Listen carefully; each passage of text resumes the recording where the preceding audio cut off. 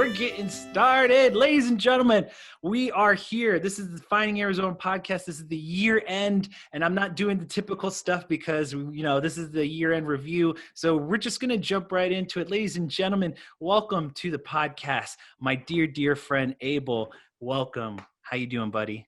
I'm doing fantastic, Jose. You are looking charming and kind as always.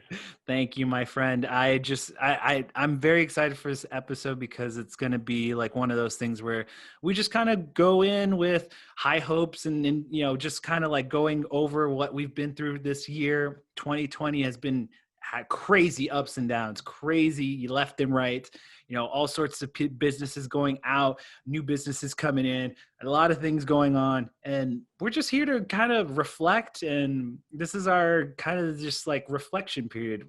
We're not trying to promote anything right now. We're just kind of reflecting at the moment. So I'm just going to start by saying our 2020 has been a real life changer for the fact that Brittany's pregnant.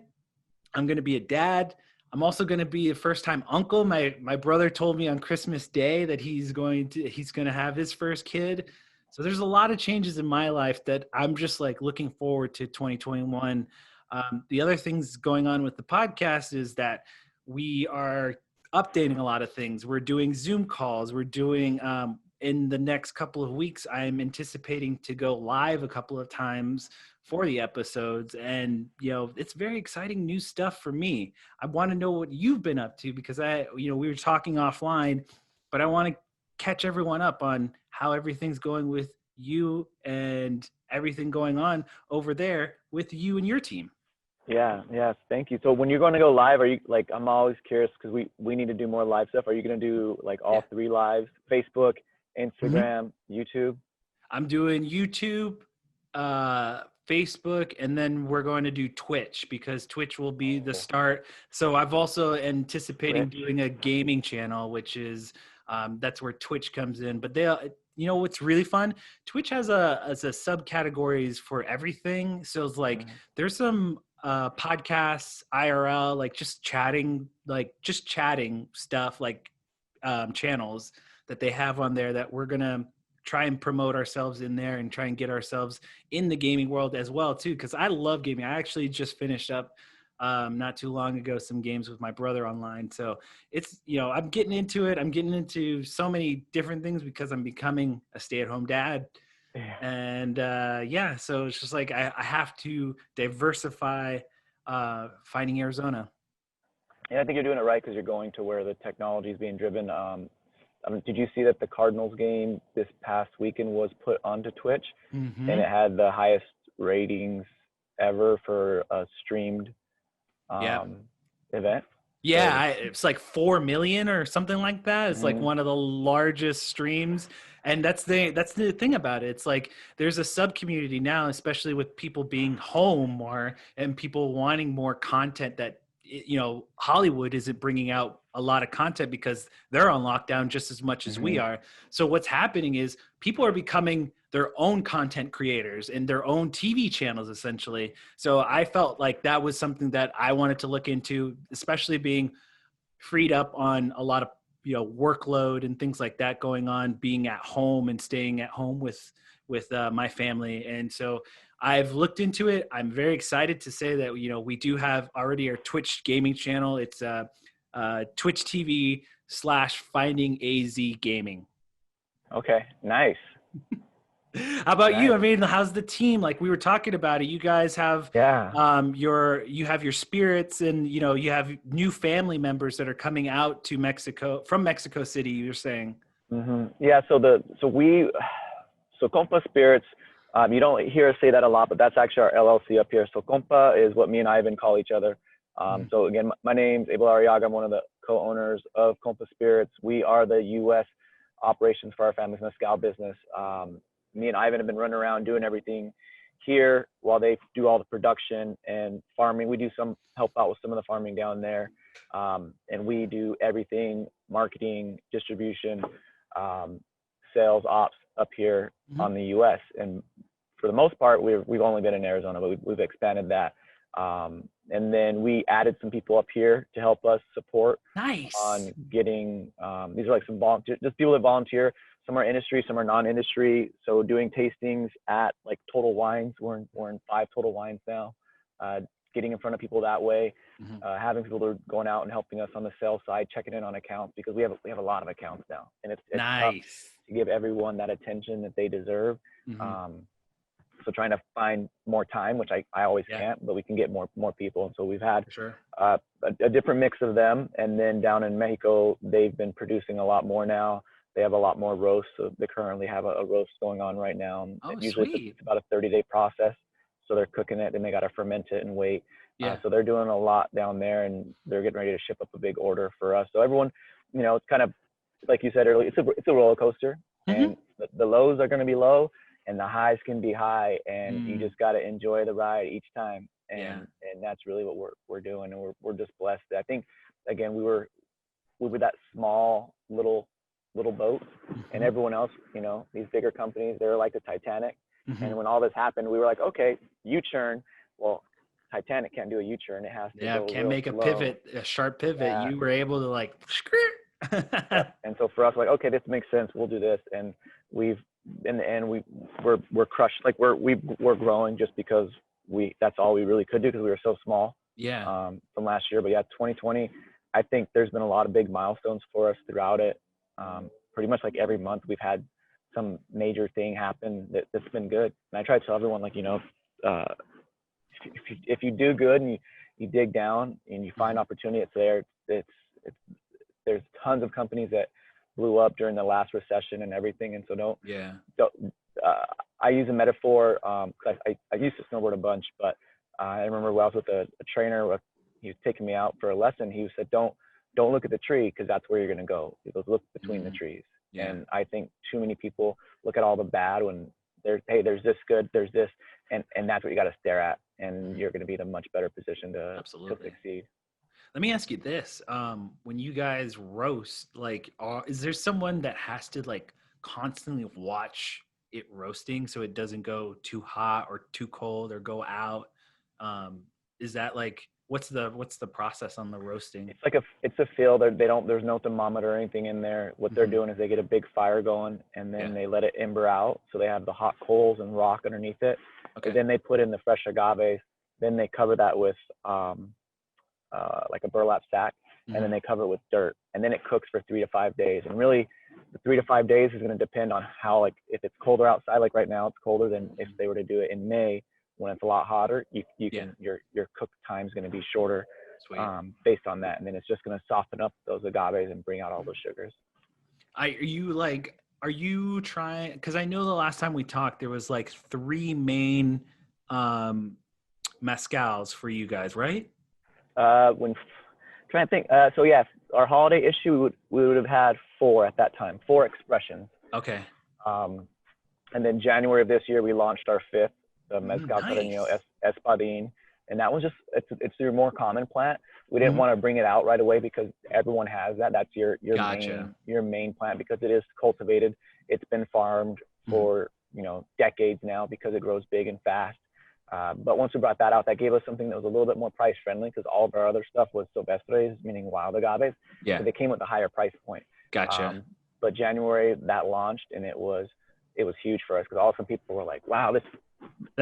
It's when you bring the one that like everyone like that mid tier to low, mid to low, like that's when like the bars and all the like kind of the other spirit places that where you would go pick up is when they get on board, and like they see, oh look, they have a new one, or more like this common one that we've seen more. And I think it stands out because you guys we have the high quality. And it's like, okay, we see and hear you guys. We hear the market. Let's put out this other one. Yeah, exactly. They knew we already had quality. I had people go, yeah, I'll take it. I'm like, you want to try it? Like, no. And then he goes, nope, just he tried to go, yeah. He was like, yeah, I knew it was gonna be good. And I'm like, oh, okay, cool. Thanks, Jill. That was kind of where we're at. So that was exciting, and that was part of our plan to stagger the way we grow and to make sure we do it the right way. And that was early January when we launched that. And then right after that, February was our 1-year anniversary from actually our first sale. So that was just, a huge moment for us. Like, wow, we did it. We attained our goal of 200 accounts. Nice. We wanted to get to it in 2019, but that happened in 2020. But even then, that was a crazy goal And you set. did it early. You did it like right off like January, February, right? Yep, early January. Yeah. That's incredible. I mean, you even though you wanted it to be 2019, I mean, it's like a close, like, I mean, if second place is, I mean, it's close. It's right there. Well, it's like second place knowing that you were racing Olympians and you didn't know it, and you got second place, and you're like, oh wait, because that number even then was way too high for two guys that were self-distributing that didn't come from an industry background. So again, like once I started talking to more people, I was like, oh, so we're kind of crazy to have that number. But I've been reading a lot. Don't limit yourself. Exactly. Limitless is one of the books, and I think because of that, it pushed us, and because of that, we just thought it's possible. So for everyone out there, like, don't put a limit on yourself, because you don't know what you're not going to be able to do or what you can do until you go out there and try, and things can happen when you believe in it. What else have you guys been doing throughout the year? I know that a lot of people have pivoted in their own businesses. Can you give us like a little bit of what you guys pivoted to? I mean, I know you're also expanding at the same time. You know, there's this pandemic going on. So it's like, there's so much careful delineation of certain things of like going on with your processes and, outgoing, ingoing, all these sorts of things going on. So it's like, can you give us a little bit of what you guys pivoted, like how you guys pivoted? Yeah. So when this all happened, we were like we said, we had momentum on our side. Bars and restaurants were our best customers because they could talk about it. We don't have the big brand money to have the ads and the billboards and all, the social media posts that are paid. We had our bartenders and our servers and the hostesses and who would talk about our product. And so when this happened and we got shut down, that shut us down, because that was where all of we're in places where people can buy the bottles at liquor stores. Yeah. But our drivers were our bars and restaurants. And so we had to, quickly say, okay, well, how do we look at this now and make some moves? And so we had to say, okay, we needed to get a better focus on those off-premise places because they have their regulars. I've been places, Jose, where it's a drive-through and the person pulls up and he's like, hey, same thing. They go, yeah. And like, they're buying X bottle of something. And this, I go, wow, they have their regulars too. Then, if you're a neighborhood person, you go in there. Some of these guys are real cool. Like, hey, he's like, I'm like $5 short today. He goes, no, that's cool. Give me back your next time. Like, they have that kind of relationship with these people that are coming in their neighborhood that are buying different food and alcohol, whatever it is from them. So we had a position there. Originally, people, wanted our Mezcal, and they, where can I get it? And for me, growing up here was as pride, say, come visit Arizona, because we were a destination place. We had so many things from sports and the golf tournaments, all that stuff to come out here. Well, that really kind of changed with all this. And then come March, so March is when everything got shut down, but we had entered into what would be in essence the Grammys of alcohol competition. And that's the San Francisco World Spirits Competition. That Black Monday, when literally when the NBA and everyone shut down, that next Monday was when everyone was like, what's this new week look like now? What do we do? Yeah. When I got the results for it, I got an email super early. We talked about this earlier. I'm an early riser. So the email came in like at 4 or something in the morning. I was up like at 4:40, and it's all these medals, and it's like double gold, which are, top stuff. And I'm like, this is so pumped. And I'm like, just so excited. And my wife finally wakes up a little bit later, and I'm like, hey honey, we got this, like we got double gold. Like, wait, there's a best mezcal comma. I was like, is that a thing? And I looked, and I didn't even know you could, like, there's the ones that get number 1 overall in their category. Wow. And we had achieved that with our Ensemble Siete. And so literally over 70 plus brands, we had top 2 of the top 5, 3 of the top 10, but then we also had the number 1 overall. And it was just such a cool thing to celebrate, like internally, because we didn't want to tell anybody, because everyone was like, what does life look like now? Are we going to have jobs? And so it was one of those moments. And now when I started getting messages, I didn't have that same ability to say, come visit, because tourism and travel have just got their teeth kicked in. Yeah. And I was like, Abel, let me, real quick, I want to introduce someone to you. I don't know if you've met Kell Duncan before. He is the owner and proprietor of the Churchill. Ladies and gentlemen, please welcome Kell Duncan. What an intro. I didn't even realize that was going to be a thing.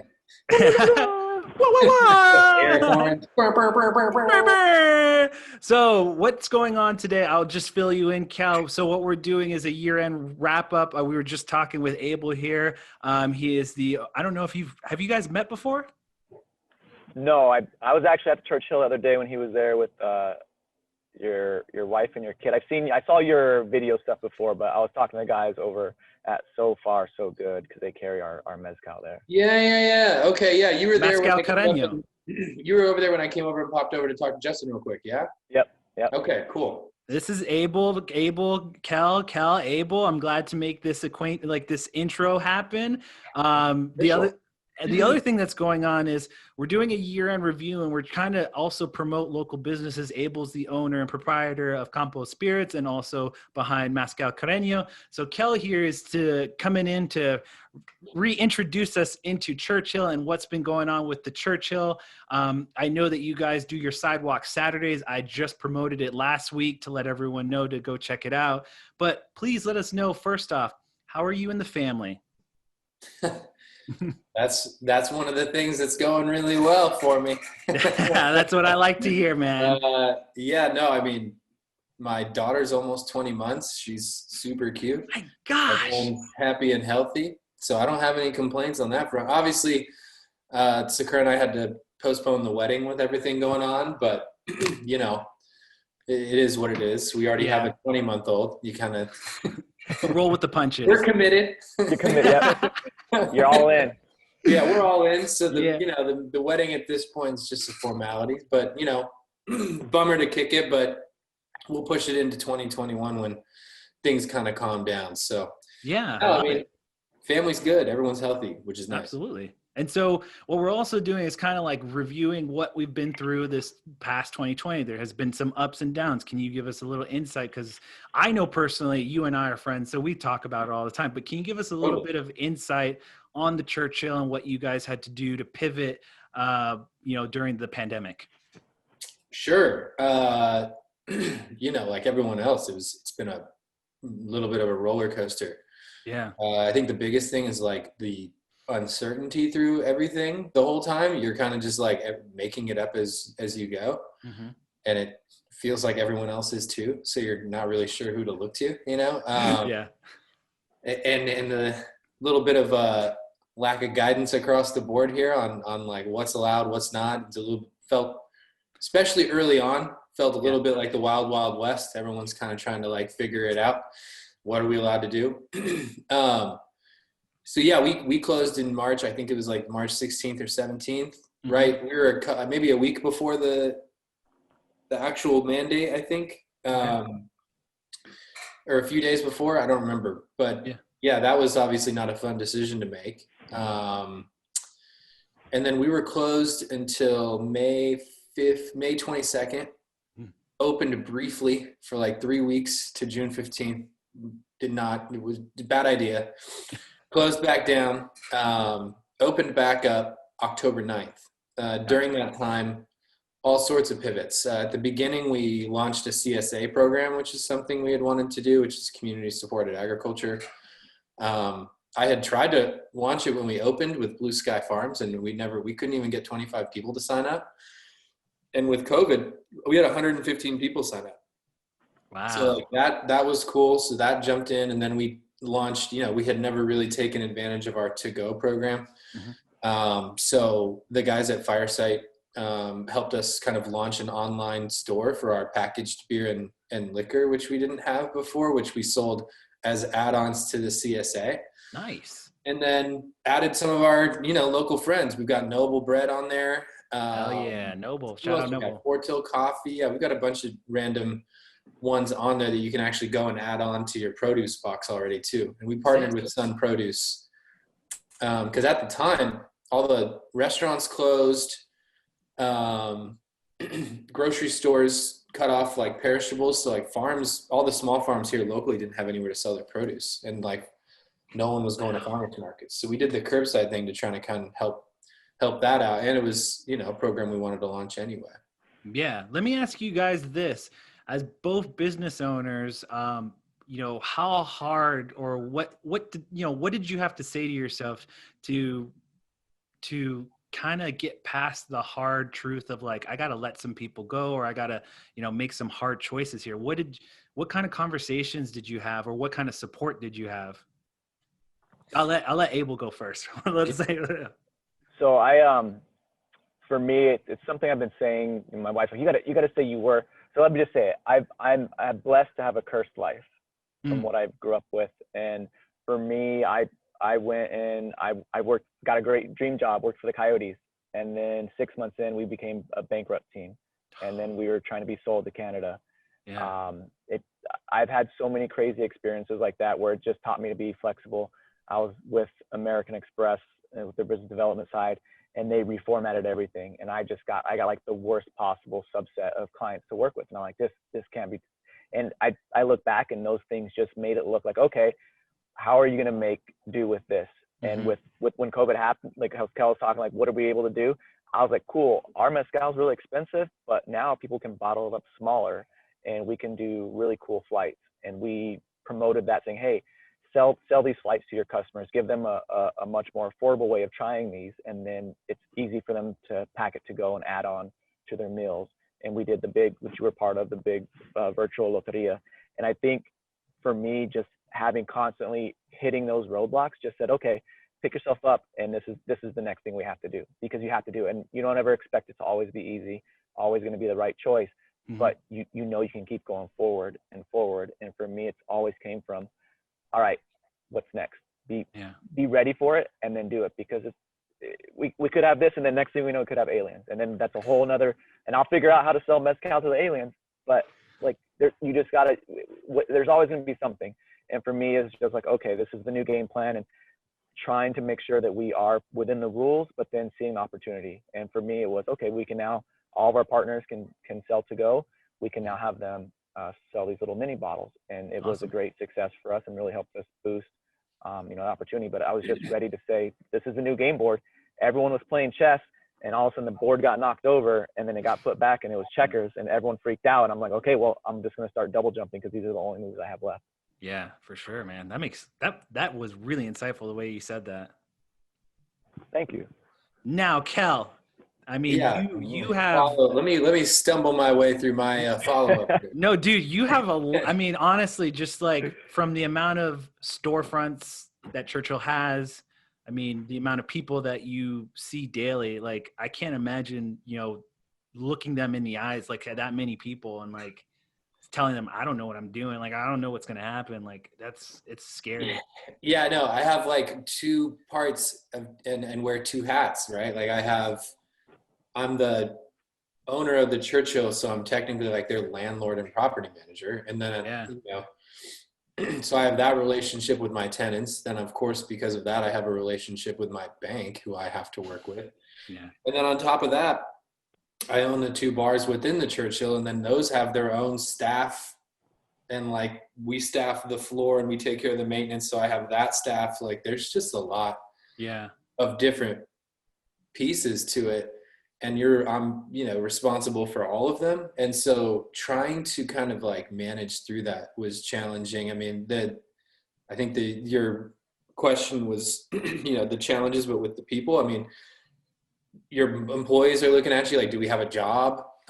Your tenants are looking at you like, are you going to raise the rent? Like, yeah. Are you like, what's rent look like? What we're lucky. And then who knows, like a lot of this, if you asked me this right now, if we were to go back to March 16th, I would probably do everything differently, quite frankly. It's like, it's the first time. So like, there's a bunch of stuff I would probably go back and do differently that would make us more successful and have more, would have made better decisions. But, I was only working with what I had at the time.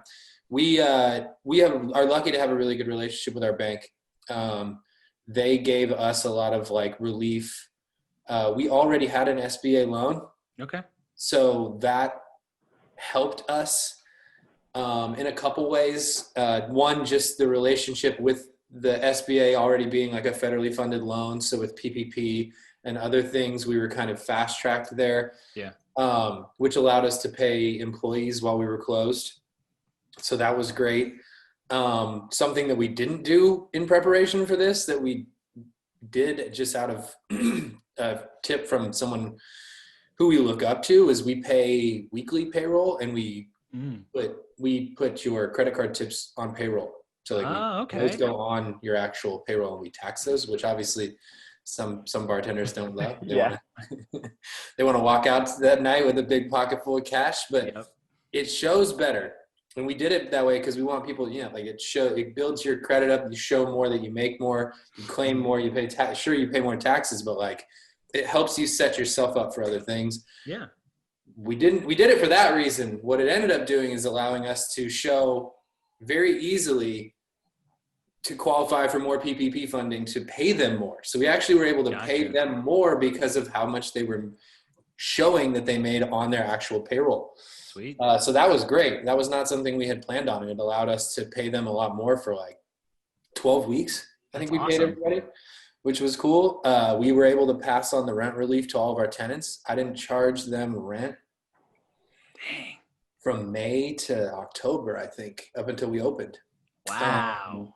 And I know that's not the story I hear from a lot of other landlords, but the Churchill is small local business. We're trying to do things differently, trying to do things, best way you can. To try, best way we can, and try to support those small businesses. And I don't know if, everyone would have made it if we had to charge rent. So if we could not charge it, we didn't want to. So am I in a tougher position now for it? Yeah, for sure. But I think, I think that short term we're uncomfortable, but long term, I think all of those are the things that kind of pay off, like with paying the staff, giving the tenants rent relief. Those kinds of things are the things that pay off long term. Mm-hmm. Those are the people that really invest in you and what you're trying to do. So hopefully those are the ones that go out and kind of tell that story. Yeah, I think it goes both ways too. I mean, it shows that you planned a little bit ahead. You had the opportunity to provide this outlet for them, but at the same time, it shows that like you care. Like you're not trying to like string them along. You're not trying to like make bad deals or anything like that. You genuinely care about these local business owners, and you're just trying to make your community stronger, better, and more proud to be working together like that. So kudos to you and the Churchill. You kind of lean towards my next question, which is give us a positive thing that you went through in 2020 and some highlights that you really want people to really like look at your you as a company and you as a brand. I mean, there's a few things for sure that jump right out. I mean, one, I certainly feel like very validated in why we're doing all of the things, right? Like it helps, like, this is why we do it, right? Like, these are the reasons we do these things, the community that we've built, the kind of family that we have, if you will. That's why we have the Churchill. That's why we opened it. We wanted to be a part of the community downtown. Yeah. We wanted to create our community. We're almost like a little community within our community because there's 10 of us, but being able to work with everybody like face to face, it's just such a different experience if you're dealing with someone that's like a larger commercial, tenant, if you will. It's just a very different relationship from what I've had in friends that are in tough spots that are working with their landlords. They're not really having the same talks. And I mean that in terms of like me with the bank too. I've had a great luck with our bank, like that, starting a, relationship that way. So, no, it's just validating in terms of why we're doing things and feeling good about them continuing to do them that way. If you guys have any questions for each other, please feel free to like chime in. I'm not trying to like lead this anywhere. I'm just really trying to like facilitate questions and everything like that. I didn't know Kell. What's up, Tony? No, I think it's cool. Like I like that we've been able to, through all of this, like the community support has been huge. Working with people, with people like Abel, and we've got Blue House Coffee that's coming in, and we're doing cocktails with them. Like, cool. Local collaborations, the stuff like Sidewalk Saturdays, the stuff like the CSA. Yeah, it's been cool to kind of see people like jump in and want to support local. I think now more than ever, people really are paying attention to be like, I want to support local. Mm-hmm. And that's what this podcast is about. Like, this is what we're trying to do, is just really push that forward. And I just want to introduce our newest member to the podcast. Ladies and gentlemen, please welcome Tony, the owner of Snow Dicery, and also the curator behind LocalBuzz App. Ladies and gentlemen, welcome, Tony. Welcome. What's up, man? What's up? Brah. I got a bottle of wine with no glass. I thought it was a pretty strong flex when you came Yeah. It's okay if I can drink on you. Yeah, absolutely. Go for it, Tony. Ladies and I also want to introduce you, Tony, to local curator of Campos Spirits and the owner of Mezcal Carreño. Please welcome Abel too. Like, you guys haven't, I don't know if you guys have met yet, so I just wanted to introduce you to the Zoom here. What's going on, Tony? Yeah, I roll deep too, Tony. I got a little cocktail thing. You got a whole setup in front of you. Let me switch over. My internet's pretty bad right now. Let me switch over to my phone. Okay. I just Joe. Did you get it, Joseph? Yeah, I got it. Okay, cool. Hold on. Okay, there we go. There you go. Okay, so if you guys need to jump off too, go ahead, let me know, and then I'll set you guys up for doing a promo for yourself. And then we have another person joining us. This is a local friend of mine. He's actually, we are very closely tied. We're from the same reservation. We're both Hopi men. Ladies and gentlemen, one of the podcasters behind J-Man and Carl Save the World. Please welcome J-Man, Justin. Hey, everybody. Hey, how's it going? Thank you, Jose, for that wonderful introduction. I'm just now sending the information to Carl, so hopefully he'll be able to jump on. Good. I'm so happy. Justin here is from Hopi land, and he and I got together because we're both Hopi guys that just really love podcasting. His partner Carl is also a Hopi guy, but we just wanted to really let me introduce you to the other guys here, Justin. Abel is the owner of Campos Spirits, and Kell, Duncan, is the owner of the Churchill down here in Phoenix. Tony here is actually he's an owner of not only one business, but he's an owner of multiple business, baby. He's got multiple things going on. It's just one of those things that Tony's just a man of the people. Hustler, always hustling. Getting old, man. I'm getting old. I'm getting old. So I'll be 40 next year, man. So it's. Oh my gosh! Don't. Yeah, I'm about to be 40, man. So Kell's got to jump off. Kell, go ahead and promote the Churchill. Let them know where they can find you online. Everything from your social medias. Even if you want to shout out some of the other businesses at the Churchill, go and do so right now. Sure. I mean, it's. I think website and Instagram are both just at the Churchill PHX. All of our tenants and everyone are listed on there. There's 10 of us, 2 bars, 4 restaurants, 4 retail. We're open Tuesday through Sunday right now. We're doing sidewalk Saturdays. We're doing yoga in the courtyard on Saturdays. We're 8,000 square foot courtyard. It's open air. Come in, space out, have a good time, hang out. And Kell, really, congratulations on everything. Take care of the family. Take care of that little girl. She's beautiful. Just take care. You're joining me soon. I'm joining you soon. I got a couple more weeks. All right. Hey, good night to you guys. Later. Later. All right. So let's jump into talking with you guys. I want to let Justin kind of just tell us a little bit about your 2020. How has J-Man and Carl podcast been? What have you guys done? I've seen you got a new studio. So let us know what's been the highlights for you. Well, I think the highlight for 2020 is when we started the podcast. And so that was the debut of the podcast. And so basically, Carl and J-Man Save the World podcast.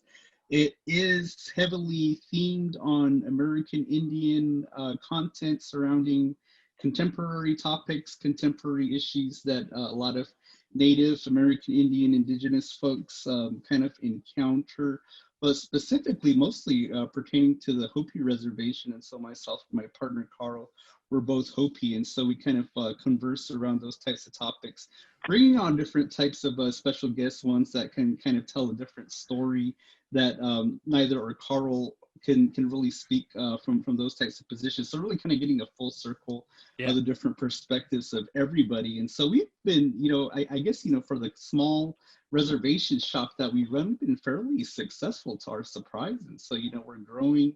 Right now, I think we just released, I want to say it's episode 37 today. I saw it. And so for our small little podcast, we're creeping up to 20,000 total downloads for everything that we've done so far. And so right now we're just trying to figure out ways to grow, ways to share the podcast. And so I think really, that's kind of really been the highlight of 2020 for us in regards to the podcast. Awesome. And that's what today is about. And so I'm going to switch it up down to Tony here. Tony, I know that LocalBuzz, the app, is now live. Give us a little bit of the highlights about, going through the process and putting it up and making it available to everyone. We exceeded since it's been out like past couple of weeks, we exceeded expectations already. Good. For startup, for the, technical side, we're in the early adopter stage, the early stages before it goes into the early majority, right? Okay. The website has surpassed, I think it's getting close to 5,000 visits. Because the app, when you post on there, it goes onto the website too, right? Yeah. But with all the people that's producing the content there, and businesses, users, and all that, the feedback I've been getting is that people feel connected. They feel connected because they know it's local. Yeah. They know it's here in Arizona, and the truth is, I'm gonna be honest. I'm not hating on Instagram. Everyone, pretty much Instagram is there for everyone. Yeah. Well, I'm talking to people lately, the past months, even business owners, everyone's frustrated with Instagram.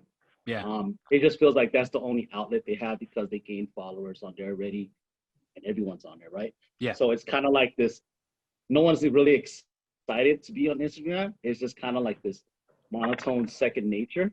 Yeah, it's kind of like that feel of like you have to. Yeah, just to say, kind of feel connected in a sense. But at the same time, it's so diluted with so much all over random, content, especially during these times when people need to, staying at home or doing something, they need to stay locally connected and supportive of each other, right? Yeah. And they feel like that it's kind of going like this, but it's not fully going like that. It's just kind of going like that. So, yeah. But yes, everyone loves it. And next month we're gonna start releasing out the features of like the following features where you can follow each other, and you can, save favorites, save people's content. But right now on LocalBuzz, everything on there is positive, uplifting content that people love. Beautiful. And they said they discovered more things in the past couple of weeks than they did in the past few months on LocalBuzz. Okay. Yeah. So nice. So going back to Justin and Joel, and everyone else is out there too. Like, this platform is here. It hasn't really hit hard to the people yet because it's a new, app. No one's like, oh yeah, I'm gonna download this app. It's just kind of, it's not like a food festival. Like, yeah, I know I'm gonna go there and get excited to eat, right? I'm hungry, statistically, like 70%, 60% of the people out there in the world just don't download 0 apps in every month. It's not this kind of like, oh man, I'm gonna download an app and I'm excited, right? It's just kind of one of those things like, when you download an app, you're like, man, all these ads suck. So after those years of stuff like that, it just hasn't become as exciting, right? Yeah. So we're slowly getting that early adopter stage, but all the early adopters now are the one that are building the company culture of it, and it's amazing. For Justin and Joe, like whatever, Justin, especially with the community stuff you do, this platform's for you to get the voice out. We have Southside Radio, we have all sorts of DJ Freshmaker on there. We have just all sorts of people from all different type of communities being early adopters. And, once we release out the new features, that's when things are going to start really connecting, right? And awesome. But this platform is here to serve. We're here, LocalBuzz is here to serve communities. And that's my purpose in the city. That's what, I died for, and that's what I'm passionate about. Yep. And I want to make sure that everyone is being supported, because I'm out there with people out there with businesses, owners, and I see their frustration personally, you know what I mean? One-on-one, you know, even not even just business owners, just people in community organizations, like the need, the value they need, like the, what, you know, problems that needs to be solved, you know, and awarenesses, right? Awarenesses that people need to generate more. And LocalBuzz is that platform where everyone knows local, everyone knows here. It has all the categories from community to eats and drinks to, you know, health and wellness to outdoors, recreation, all that to fill in every community aspect, expression that people's lives, they have to feel connected. So yeah. And that's the one thing about Tony, you'll realize once you meet him, he's always like, he's the kind of guy that if you want something that you need, like a real foot soldier, kind of like he needs to go out there and do something, like this guy is the guy that will go out. Like I've literally driven downtown not knowing that he was going to be there. He's walking from store to storefront. He's meeting, shaking hands, talking to people. I've seen this guy like just like 4 or 5 people around him. He's like walking, they're all listening to, it's just, you know, Tony. I feel like that's, it's, you know, coming especially during times, but I feel like it kind of results back to the digital age. You know, everyone's sending emails, but relationships is one-on-one personal relationships, getting to know people is always peer. You know what I mean? It's always peer. And I kind of look at it like, I won't say like I'm like a guy who's trying to sell like a vacuum cleaner door to door, right? But you are like that person face to face. Like if you get this guy face to face with someone, he's going to make a friend. I guarantee you, he's going to make a friend. So let me ask you guys this. I know 2020 was, you know, ups and downs for businesses and all sorts of things going on. What is your guys' first step for your business in 2021? Abel, I'll start with you, and then we'll go to Justin, then Tony.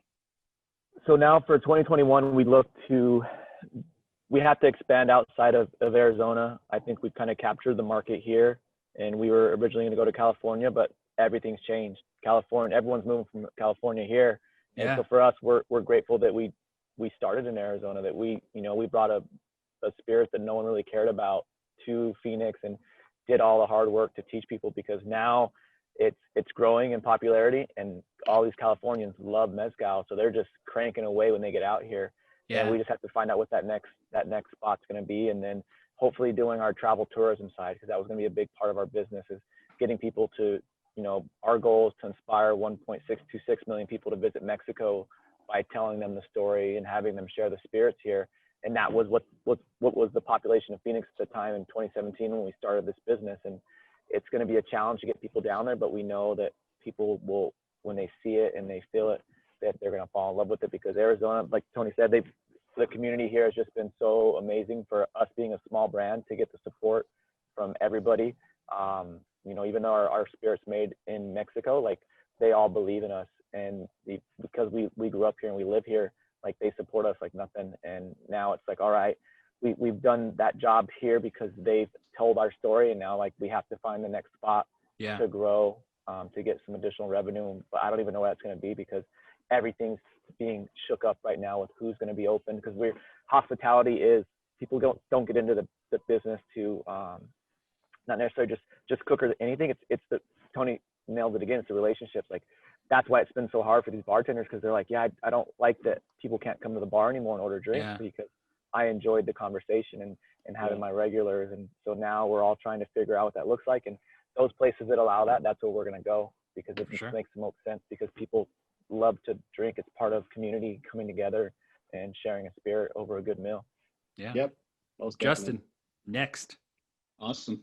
I think for us, really, it's trying to figure out how to grow in different mediums. Like Tony was talking about, you know, some of the frustrations with Instagram. I think for us, we're really learning that things like Facebook, Instagram are kind of like prehistoric tools now. I think that a lot of the people, they're on things like TikTok and other types of apps. And so right now, I think, well, fortunately for us, is that my partner, Carl, is that he's a real aficionado with videography. So I think that's a tool that's going to be useful for us, is that, you know, he wants to expand and, you know, put the podcast on videos so that we can help to expand our YouTube channel and do some other types of create other types of content, to go from just podcasters to real content creators, I guess you could say, in a way, to be able to reach different corners to help essentially help strengthen the podcast, because we feel like that we've got a pretty good listener base at the moment that we can kind of expand now that we have a strong enough foundation. And I think it's just really kind of that's the next step. And then, you know, expanding in terms of things like merchandising, and then other types of content, exclusive content like Patreon and that type of thing for our super dedicated group of fans. For sure. Next up, Tony, what are you doing in 2021? Well, I won't be the owner of Snow no more. So that's what? That's big news.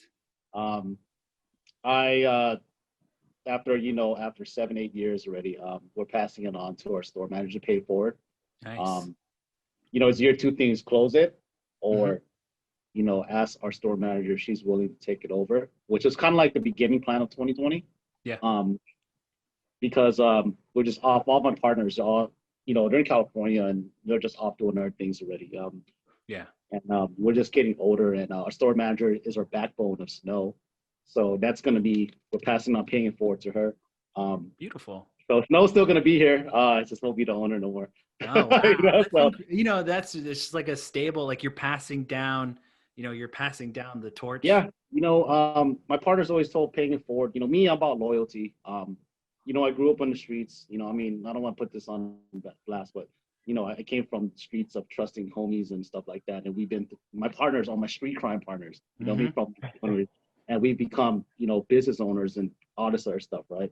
And loyalty is everything to us, That's why, but going to 2021, I feel like I'm back on the same hustle when I started Snow in 2013. Door to door, knock to knock, letting people know and all that stuff like that. But my goal is to just kind of help serve you guys, like with Abel and Justin. Abel, I'm going to expand LocalBuzz into just moving into Austin. One of the guys, Austin, of my connection in February, he runs the night market. He's connected in the whole F&B industry. Like you said, California, everyone's moving to either Texas here. Yeah. And the laws here are more bendable. And the reason why we said Austin, because we're going Southwest by Southwest, because Austin still has that community vibe where LA is kind of like this trend, you know what I mean? This hype and trend. And the community aspect is important. But yeah, LocalBuzz, it's already all across the states, but you could see the content in Phoenix, but you can't post in your city. Yeah. But you can request to come to your city. Yeah. But we're gonna go city to city at a time. And we're moving over to Austin. We have a lot of, from craft writers to people, F&B, the food industry and all that. So if Abel, that's an option for you, we can just work together and see how we can, expand over there and kind of just like collaborate together, right? If you guys want to move into Austin and have those options. Yeah. Texas loves Mezcal. They love their agave. I'm all for it, man. I got family out there too. So that's one of them. Like originally, we're like, well, California's closer. They're a big consumer, but now with everything, Kell touched on it when he said how they forgive rent for a few months. In California, they lost some amazing kind of family brands of bars and restaurants downtown LA that they can't pay these, and they said, no, you still have to pay us. And so they lost a whole bunch of culture down there with losing these restaurants. And it's sad that they don't have that togetherness, but they had to do what they had to do because they weren't getting any help from the top up. But in Phoenix and Arizona, I think we have we have amazing people here that really are trying to take care of each other.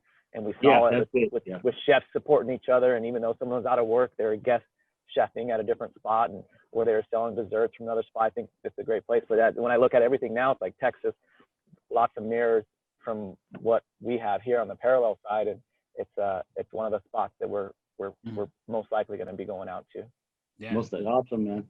But overall, the LocalBuzz thing, we're gonna take it step by step. Early adopters, we're gonna raise our next investment in February, March. We're shooting for millions because LocalBuzz is funded right now by local Phoenicians. Yeah. Through grassroots style. And but we want to slowly make sure that we keep supporting communities, keep supporting, Abel and what you guys are doing in the F&B industry, J-Man, your podcast and the Navajo, like I really want to reach out more to the Native community as well, to show support as well, and say, hey, this platform is for us to get discovered and all that stuff like that, right? And stay connected. But yeah, it's just gonna be more work for me. I'm basically pressing the reset button right now. Yeah, keep going, keep yeah. chugging. Yeah. I'm very like, this has made me so happy to have you all on here and just kind of diversify who we are and just, meeting new people and just networking like this. It's been fun to kind of realize that, like, even though we are in a pandemic, there is opportunity to network and to have these kind of collaborative opportunities like this. So before, I'm kind of like, I didn't expect to go this long, honestly. I was just expecting people to like show up, say hey, and then dip out. But, do you guys have any questions for each other? I know this is a diverse group of like, all sorts of like different, job opportunity, like different backgrounds and all sorts. So I'm going to let you guys kind of like, do you guys have any questions for each other or for me? I don't know. Well, I want to say one thing, because I got off a call earlier today, and everyone kind of touched on it with Instagram being its algorithms, and you're having to play to their algorithms, and they've gotten so much power, and how this kind of taught us all to support local, and we all looked at each other. I was on a call from a gentleman, an executive TV producer who's worked on some stuff with us. They're creating a new app called Flow, and it's to support the Black and Brown communities and have an initiative to support all of us with what we're trying to do. Because when you post certain things now, you're not seeing what you should see, because you're seeing what they want. Yeah. And it's just, all of us are talking about the same thing in different ways. And there's people coming out with, the local, but like, it's just, I think we're going to see the change of these big conglomerates and the power they've had, because people realize we got each other. Yeah. As long as we got each other, we're going to get through it. But that's a new app that's going to be coming out, and it's built to help us all support each other and our businesses and our beliefs in a way that won't be muted because it doesn't fit with the hierarchy in terms of how they want the message across. I totally agree. Instagram, me being in startup tech and, being with LocalBuzz, doing LocalBuzz for the past 2.5, 3 years since the first Phoenix night market, watching the change and watching how, there's a scale right now, and right now the scale is going up. It pivot in 2019, it's pivot back up, and it's considered a new social era now. You look at TikTok, change the game. LocalBuzz is a video-based app. We knew a year and a half ago, we're like, we have to be a video-based platform. And now like LinkedIn has videos and all, what I mean? You got do these little short, like, I'm like, but they didn't start it from that way in that phase. That's why with Instagram doing Insta Reels, they're not even paying attention to what their consumers want. It's more, or the users want. They're paying attention because they have a competition that's taking them out. And that Insta Reel, we're launching Insta Reels, just mess up the argument even more. You know what I mean? Like, your outreach for stories is bad, everything like that. And it's more about who's a popular influencer now that gains the most traction. I mean, people who's been hardcore influencers for the past 5-6 years, and the people who are starting, like trying to start something smaller now, they just barely have a tap, and that's unfair. I mean, it's really unfair, right? Yeah. So yeah, these little apps coming out, like J-Man was saying, this Clubhouse and all these little things for community close related. For sure. I just got the chance to watch all this happen and kind of finesse into where we're going with all this, right? I mean, this pandemic has been a blessing and a curse. The blessing part is that LocalBuzz is by the communities, for the communities. The curse of the pandemic, right? So the challenge is right for all of us, right? Yeah, you gotta work your way with that.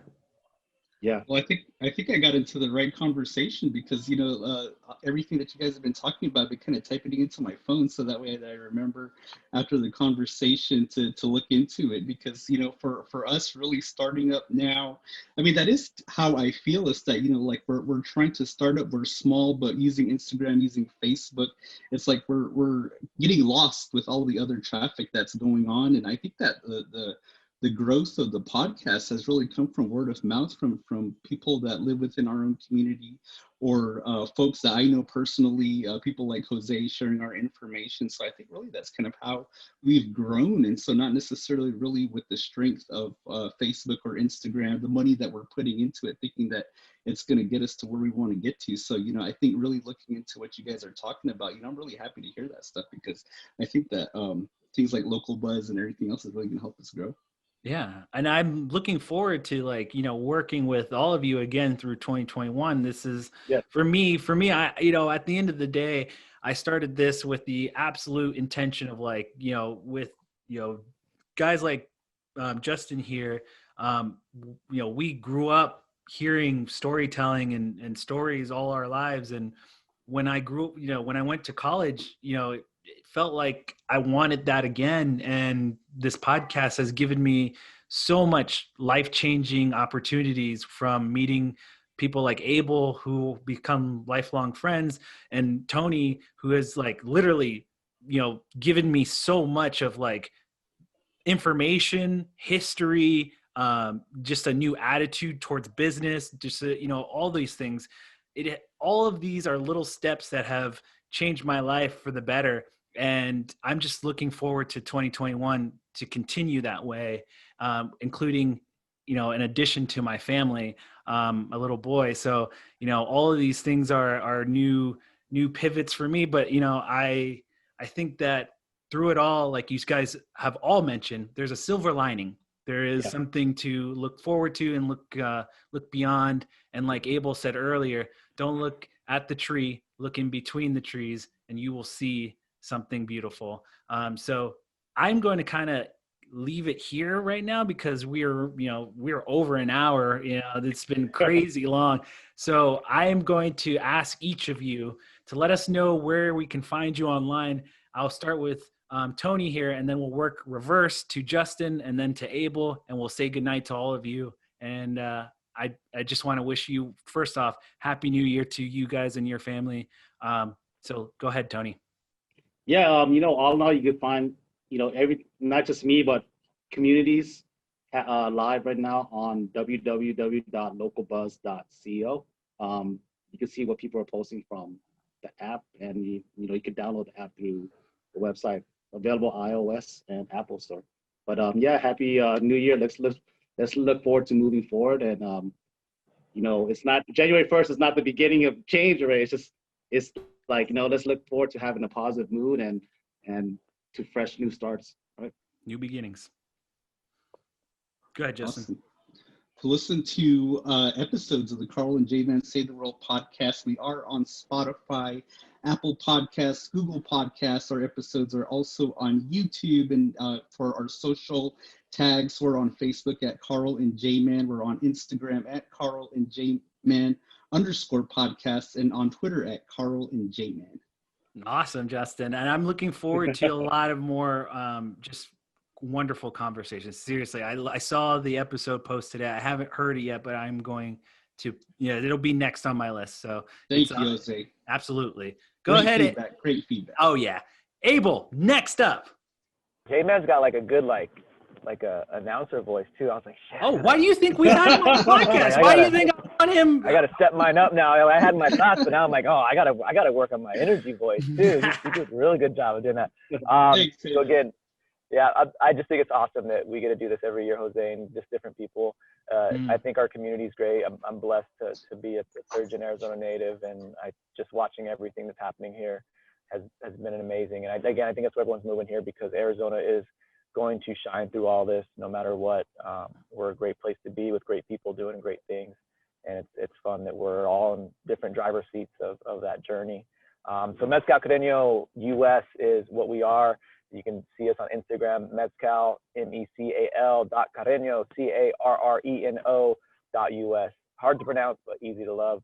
Facebook, Twitter, and then we have our website, Mezcal Carreño US. You can order bottles and have them shipped, something we had to pivot to and go online. And through the alcohol business, it's very hard to do, but we found the right partners in California, and we were able to do that. But 2021, I think 2020 taught us to be grateful for the people we had, the things we had.